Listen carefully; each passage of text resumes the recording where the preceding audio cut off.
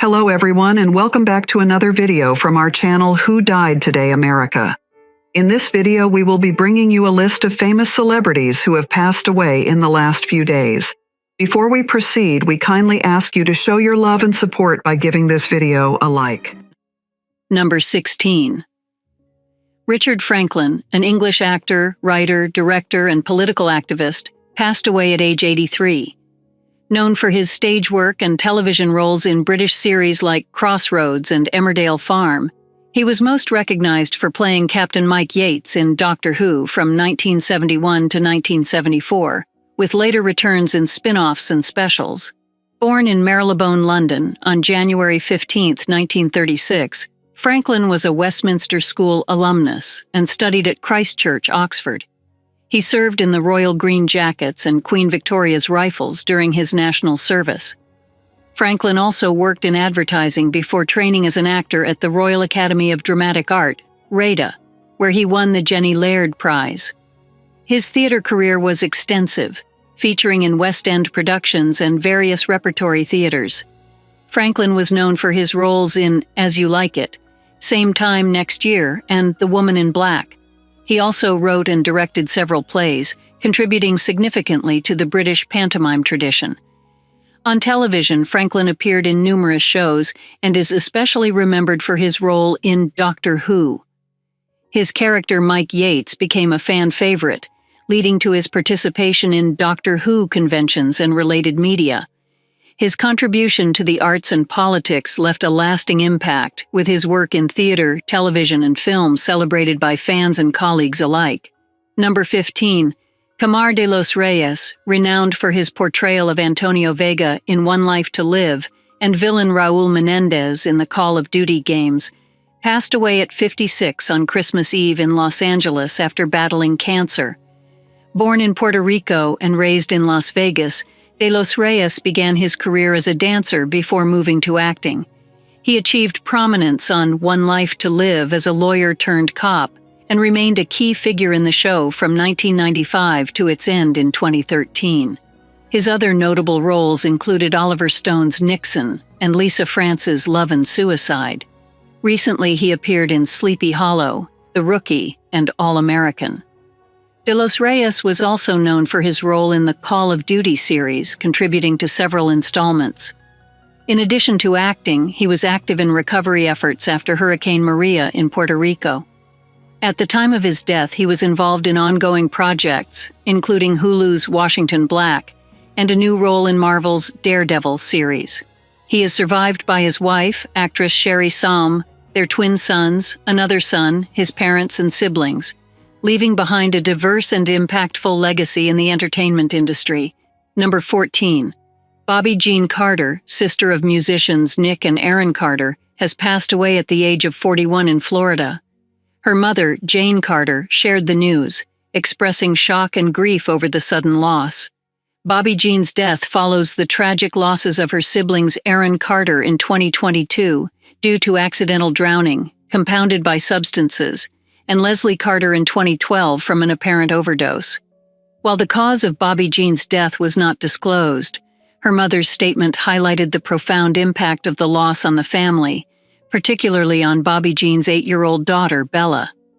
Jane Carter's message underscored the magnitude of a young child losing a parent and requested prayers for Bella, who has now experienced the loss of both her father and mother. Angel Carter, another sibling, paid tribute to Bobby Jean on Instagram, reflecting on their childhood bond and the challenges Bobby Jean faced. Angel's message touched on the importance of mental health support and understanding, especially considering the family's history of substance abuse and personal struggles. Bobby Jean had a career in the entertainment industry as a wardrobe stylist and makeup artist, notably working on Aaron Carter's tours in the early 2000s. She was also featured in the family's 2006 e-reality series, House of Carters. Despite her professional achievements, Bobby Jean had her own battles with addiction and substance abuse, choosing to live a life mostly out of the public eye. Her passing is another tragic chapter in the Carter family's history, marked by loss and struggles with mental health and addiction. Bobby Jean is mourned by her family and remembered as a mother, sister, and daughter. Number 13. Laura Lynch, a founding member of the Dixie Chicks, now known as the Chicks, passed away at 65 in a car crash in West Texas. Lynch, a bass player and vocalist, formed the band in 1989 with Robin Lynn Macy, Marty McGuire, and Emily Strayer. She became the sole frontwoman after Macy's departure in 1993, until Natalie Maines took over in 2005. Lynch's contribution was pivotal in the band's early success, with a unique blend of bluegrass and retro country. The Chicks recorded 3 albums with Lynch, Thank Heavens for Dale Evans, Little Old Cowgirl, and Shouldn't Have Told You That, gaining popularity locally in Dallas. Her departure from the band occurred around the time Lloyd Maines joined as a sideman, eventually leading to his daughter Natalie becoming the lead singer. Post-departure, Lynch married her high school sweetheart, rancher Mac Tull. Lynch's legacy lies in her role in shaping the early sound and style of the Chicks, marking an important phase in the band's history before achieving national fame. Number 12. Andre Braugher, an esteemed actor renowned for his roles in Homicide: Life on the Street and Brooklyn Nine-Nine, passed away at the age of 61 due to lung cancer. Known for his masterful portrayals of Detroit, Frank Pembleton, and Captain Raymond Holt, Braugher left an indelible mark on television drama and comedy. Born in Chicago on July 1, 1962, Braugher's early interest in acting led him to prestigious institutions like Stanford University and Juilliard. His breakthrough role as C.P.L. Thomas Searles in Glory set the stage for a stellar career. Braugher's performance in Homicide: Life on the Street earned him an Emmy in 1998, and he won another for his role in the FX miniseries Thief. Braugher's versatility shone through in Men of a Certain Age, earning him 2 Emmy nominations, and his comedic skills were highlighted in Brooklyn Nine-Nine, earning 4 more nominations. His career also included significant roles in films like Primal Fear, City of Angels, and Salt. Off-screen, Braugher was a family man, survived by his wife, actress Amy Brabson, and their 3 sons. His contributions extended beyond acting, with notable involvement in the classical theater of Harlem. Braugher's passing leaves a void in the acting community, remembered for his profound ability to convey complex characters with depth and authenticity.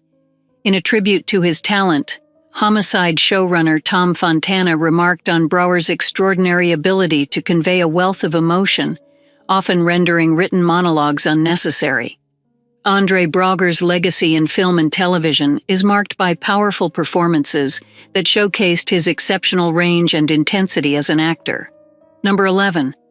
Mike Newbomb, an esteemed American actor and director, passed away at 99 in his Chicago home on December 23. Born on December 29, 1923, into a Jewish family in Chicago's Albany Park area, Newbomb served in World War II, notably dispatching the official notification of Germany's surrender as chief of the Message Center for General Dwight D. Eisenhower. Post-war, Newbomb embarked on an acting career that spanned decades, beginning in community theater in the 1950s and blossoming into a significant presence in Chicago's professional theatrical community in the 1960s. It was here he met and frequently collaborated with playwright David Mamet, featuring in many of Mamet's plays both on and off Broadway. His film credits include notable roles in Field of Dreams, House of Games, Things Change, Fatal Attraction, and Men in Black. Newbomb's talents extended to directing, with works like Art Shea's Where Have You Gone, Jimmy Stewart, in 2002. His familiar presence also graced television commercials, notably for Chicago's Northwest Federal Savings and national campaigns for United Airlines and Scope mouthwash. Married to Annette Brenner from 1949 until her death in 2003, Newbomb remarried Julie Brudlos in 2004. He is survived by his 3 children, Jack, Karen, and Susan. Number 10. Ryan ONeal, the charismatic actor best known for his roles in Love Story, What's Up Doc, and Paper Moon, passed away following a long battle with chronic leukemia and prostate cancer. His death was announced by his son, Patrick ONeal, a sportscaster with Bally Sports West in Los Angeles. Born on April 20, 1941 in Los Angeles, ONeal began his acting career in television, gaining fame as Rodney Harrington in the hit series Peyton Place. His breakthrough role in the 1970 film Love Story earned him an Oscar nomination and solidified his status as a leading man in Hollywood.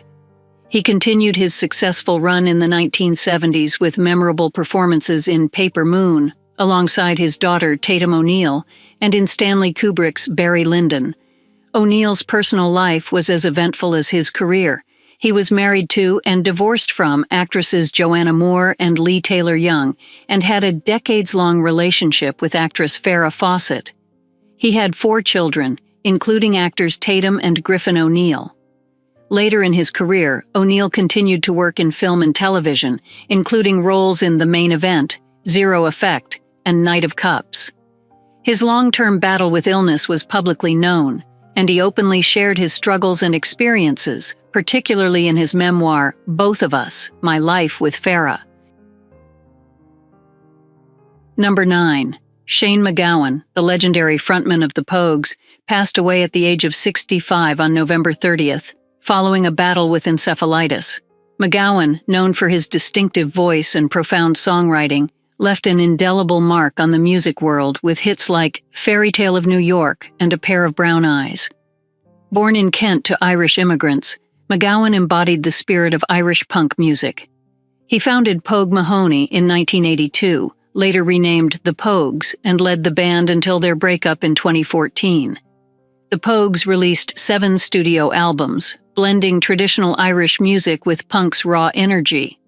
MacGowan's most famous work, the 1987 Christmas classic Fairy Tale of New York, performed with Kirsty MacColl, remains a staple in the UK and worldwide. His songwriting was celebrated for its storytelling and emotional depth, resonating with audiences across generations. Despite well-documented struggles with drugs and alcohol, MacGowan's impact on music was undeniable. His wife, Victoria Mary Clark, described him as the most beautiful soul and beautiful angel, highlighting his influence on her life and many others. MacGowan's contributions to music were recognized with numerous accolades, including a Lifetime Achievement Award and a documentary, Crock of Gold, A Few Rounds with Shane MacGowan, celebrating his life and career. Number 8. Anna Chickadee Cardwell, the oldest daughter of reality TV star Mama June Shannon, passed away at the age of 29. Her mother announced the sad news on Instagram, stating that Cardwell died peacefully at home surrounded by family. She had been battling stage 4 adrenal carcinoma, a severe form of cancer that had spread to her lung, liver, and kidney. Born to fame through her appearances with her mother and sister Alana, Honey Boo Boo Thompson on TLC's Toddlers and Tiaras, and later Here Comes Honey Boo Boo, Cardwell had been a familiar face on television. Her diagnosis in January 2023 had come as a shock, and she underwent her first round of chemotherapy in March. Despite the treatment, the cancer had progressed, leading to her untimely death. Cardwell was a devoted mother to her 2 daughters, Caitlin Elizabeth and Kylie Madison, often sharing her life and family moments on social media. Her illness and treatment journey were also publicly shared, revealing the challenges she faced. Mama June Shannon had moved back to Georgia to be closer to Cardwell during her treatment, reflecting the bond between mother and daughter despite their complicated relationship. Their familial struggles, including Cardwell's past accusations of abuse and subsequent legal battles, were well documented in the media. Shannon's post mourned the loss of her daughter, emphasizing Cardwell's role as the light and inspiration in her life. The family's grief was palpable in her statement as they faced this immense loss. Number 7. Jim Ladd, a revered American disc jockey known for his unique free-form rock shows, passed away at 75 due to a heart attack. Ladd's groundbreaking career in radio began in 1969 at KNAC in Long Beach, and he soon became a prominent figure in Los Angeles radio, particularly with KLOS and KMET, the Mighty Met. He gained national recognition with Interview, a syndicated interview program that aired on over 160 stations for 12 years. Ladd's career also intersected with the film industry, with appearances in Roger Waters' album Radio Chaos, and in movies like Cameron Crowe's Say Anything. and Defender with Woody Harrelson. Dedicated to preserving the essence of freeform radio, Ladd often chose to work without a playlist, which led to various stints across different stations. In 1991, he authored Radio Wave's Life and Revolution on the FM dial, reflecting his journey and the evolution of rock radio. Ladd's significant contributions to radio were honored with a star on the Hollywood Walk of Fame in 2005. He continued to influence the airwaves up until his death, hosting a show on SiriusXM's Deep Tracks channel. Jim Ladd's legacy in radio is marked by his commitment to musical authenticity and his influence on the world of rock music. Number 6. James McCaffrey, an American actor renowned for his voice work as Max Payne in the video game series of the same name, passed away at 65 due to multiple myeloma. Born in Albany, New York in 1958, McCaffrey carved a niche in both the gaming and television worlds. McCaffrey's versatile acting career began with a role in Bill 2, On His Own, the Bill Sachter story, portraying a mentally challenged teen. He gained wider recognition in television, notably as Jimmy Keefe in Rescue Me and Captain Arthur O'Brien in New York Undercover.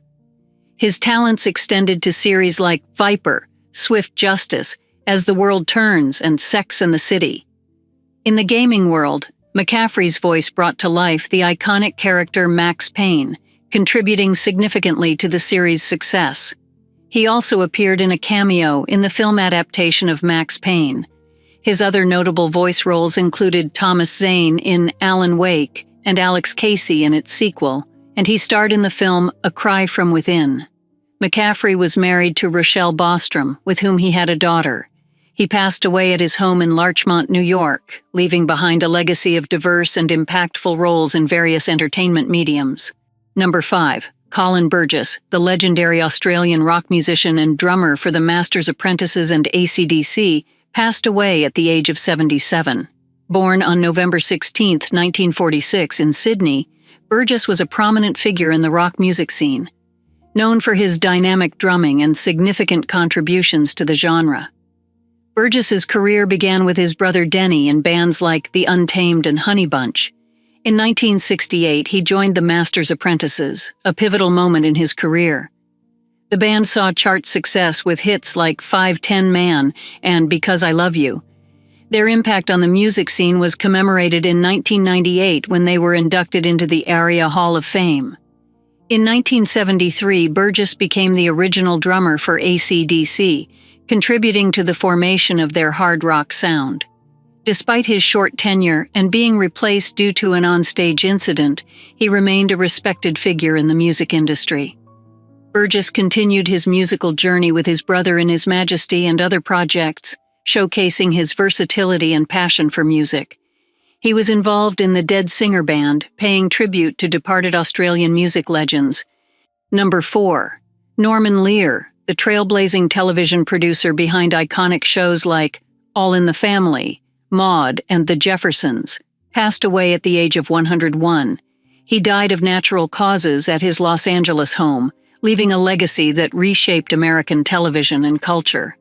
Lear's groundbreaking work began in the early 1970s, introducing a new era of socially conscious and controversial programming. All in the Family, his adaptation of a British series, confronted issues like racial prejudice, sexism, and the Vietnam War, bringing realism and critical conversations into American living rooms.